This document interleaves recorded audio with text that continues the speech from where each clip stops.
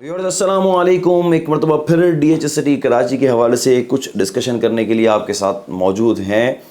इस वक्त मेजॉरिटी लोगों में से, इन्वेस्टर्स में से, वो जिन्होंने DH सिटी कराची में पिछले तकरीबन 3 साल से अपना अमाउंट पार्क किया हुआ है, आज उनका रवैया बिल्कुल मुख्तलिफ है।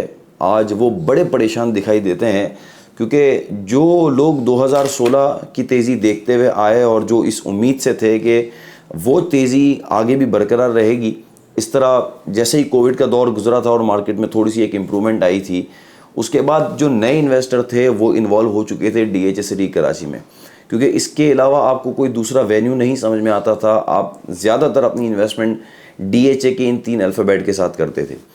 लेकिन पिछले 1 साल से लोगों का थोड़ा सा रुझान चेंज है। पिछले माह रमज़ान और इस वक्त माह रमज़ान जो बिल्कुल इख्तिताम की तरफ चला गया है, अब लोगों का जहन चेंज हो चुका है। अब लोग ये कहते हैं कि DH सिटी कराची में नई इन्वेस्टमेंट हम नहीं लगाएंगे। उसके बहुत सारे रीज़न जब उनसे डिस्कस करने जाते हैं तो बहुत सारे रीज़न वो डिस्कस करते हैं, लेकिन अगर ओवरऑल पाकिस्तान की कंडीशन जिस तरह देखी जाए तो वो कहीं किसी से ढकी छुपी नहीं है। कितनी ही सोसाइटीज़ हों, कितने ही एरियाज़ हों जहाँ स्पेसिफ़िकली प्लॉट्स के ऊपर काम होता है, वो मार्केट इस वक्त डिस्टर्ब हैं। जहाँ तक बात रिसेशन की जाए तो ज़रूरी नहीं है कि रिसेशन प्रॉपर्टी के हर हिस्से में हो। प्लॉट के ऊपर जब इस तरह की मार्केट हो जाती है तो प्लॉट के ऊपर रिसेशन आता है, इसमें कोई शक नहीं है। लेकिन उसके बावजूद भी DH सिटी कराची की मार्केट कंपैरेटिवली दूसरी सोसाइटीज़ के नंबर ऑफ़ ट्रांजेक्शन के मुकाबले में बड़ी अच्छी ट्रांजेक्शन हो रही हैं। उसका एक सबसे बड़ा रीज़न जो है वो है कि जो इस्लामाबाद वैली से शिफ्ट होते होते हुए जो प्लॉट्स आए थे वो कराची में आए। लोगों के लिए वो एक प्राइस की अट्रैक्शन थी, वो एक लोकेशन की अट्रैक्शन थी और इन्वेस्टमेंट का टाइम अट्रैक्शन था।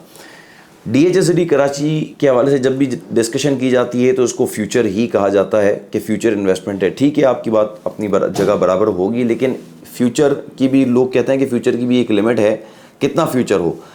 एक अमाउंट होती थी पार करने वाली, एक इन्वेस्टमेंट लोग करते थे। वो इन्वेस्टमेंट अगर 1 करोड़ पे और इससे ऊपर का अमाउंट करते थे तो वो मेजॉरिटी उसमें जो लोग थे वो तकरीबन 35 और 40 और 45 की एज के लोग होते थे।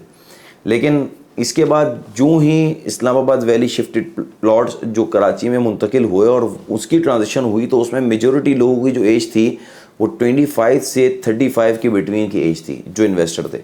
तो उन्होंने तो ठीक है एक फ्यूचर पर्सपेक्टिव से वहाँ पर इन्वेस्ट कर दिया है, लेकिन ऑन द अदर साइड जो दूसरे सेक्टर्स हैं वहाँ पर प्रेशर अपनी जगह बरकरार रहा।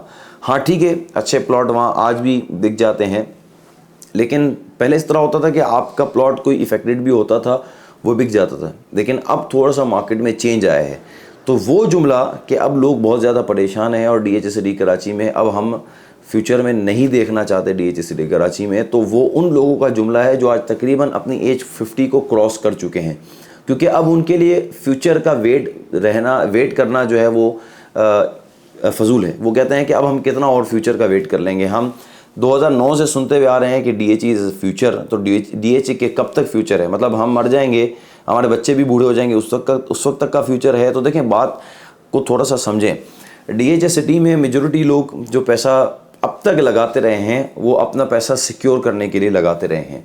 हाँ, अगर हम आपके प्रॉफिट की बात की जाए तो 2016 में भी जो तेज़ी आई और फिर 2020 में भी एक बबल बना जिसकी वजह से 35% का मार्केट की इम्प्रूवमेंट आई, उसमें भी बहुत सारे वो लोग थे कि आज भी होल्ड करके बैठे हैं, जबकि जिस वक्त उन्होंने परचेज़ किया था वो उस रेट पे वापस आ चुके हैं। ये मैं आपको 2020 वालों की बता रहा हूँ। उसमें अभी भी कई सेक्टर्स हैं कि जो ऊपर हैं, लेकिन असल बात यह है कि जो पैसा लोग लगाते हैं वो ज़्यादातर होल्डिंग के लिए लगाते हैं, और होल्डिंग इसलिए कि अपना पैसा सेव करने के लिए लगाते हैं। बहुत सारे बैंक के साथ सेटिस्फाई नहीं होते, नहीं लगाते।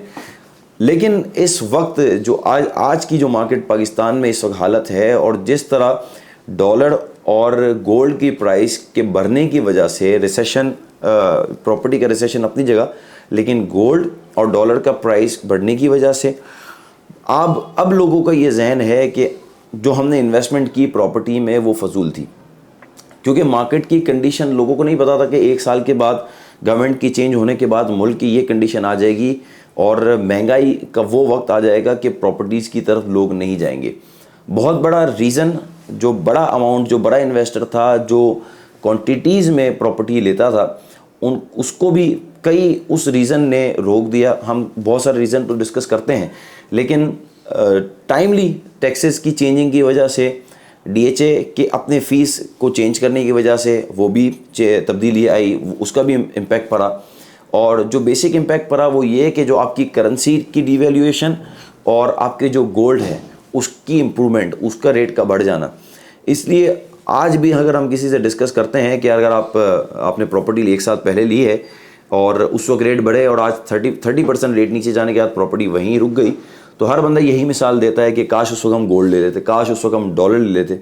तो देखें, ये काश की बात तो काश ही रह जाती है। किसी को ना फ्यूचर पता होता है, ना ये पता होता है कि हम फ्यूचर में जाके उसको किस तरह सस्टेन कर सकते हैं। अगर आप डॉलर लेते तो क्या डॉलर आप इतना सेफ रख सकते? इस सिक्योरिटी का मसला आता है, हर बंदा लॉकर में जाके नहीं रखता। गोल्ड ले लेते तो आप कितना सिक्योर रहते? ये बहुत सारी वो चीज़ें हैं जो जनरली डिस्कस की जाती हैं जब आप बैठते हैं। लेकिन जहाँ तक बात की जाए आज के वक्त की, जो आज हर बंदा ये कहता है कि हम डीएचए सिटी कराची में परेशान है इस वक्त और मज़ीद हम प्रॉपर्टी में इन्वेस्ट वहाँ पर नहीं करना चाहते, तो हर बंदे का अपना एक रिव्यू है। लेकिन इस वक्त डीएचए सिटी कराची का जो रेट है वो अंडर वैल्यू है। रेट इस वक्त काफ़ी नीचे है। मैं सिर्फ डीएचए सिटी कराची को इसलिए बेस बना रहा हूँ, दूसरी सोसाइटीज़ में भी काफ़ी अट्रैक्शन है रेट में।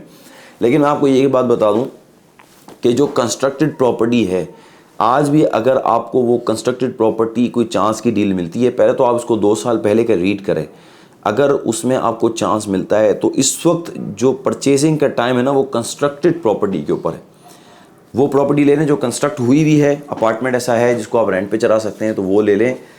मार्केट में जब बूम आएगा तो कंस्ट्रक्टेड प्रॉपर्टी जो है उसका परसेंटेज मज़ीद बढ़ जाएगा। आज वो प्रॉपर्टी जो इस वक्त माइनस में गई हैं, कंस्ट्रक्टेड प्रॉपर्टी, आपकी कंस्ट्रक्शन का रेट बढ़ने की वजह से वो आज भी अंडर वैल्यू है। इसी तरह प्लॉट्स भी बहुत सारे अंडर वैल्यू हैं। ओवरसीज़ के लिए इस वक्त अट्रैक्शन है, ओवरसीज़ के लिए अट्रैक्शन है। मैं फिर ये बात कह रहा हूँ, उसकी वजह ये है कि वो डॉलर जो 150 रुपये के डॉलर में परचेस करता था प्रॉपर्टी, आज 300 रुपये डॉलर की वजह से वो 2 प्रॉपर्टी परचेस कर सकता है। तो आपको बाय 1 गेट 1 फ्री की एक तरह से पाकिस्तान में, कराची में ऑफ़र मिल रही है।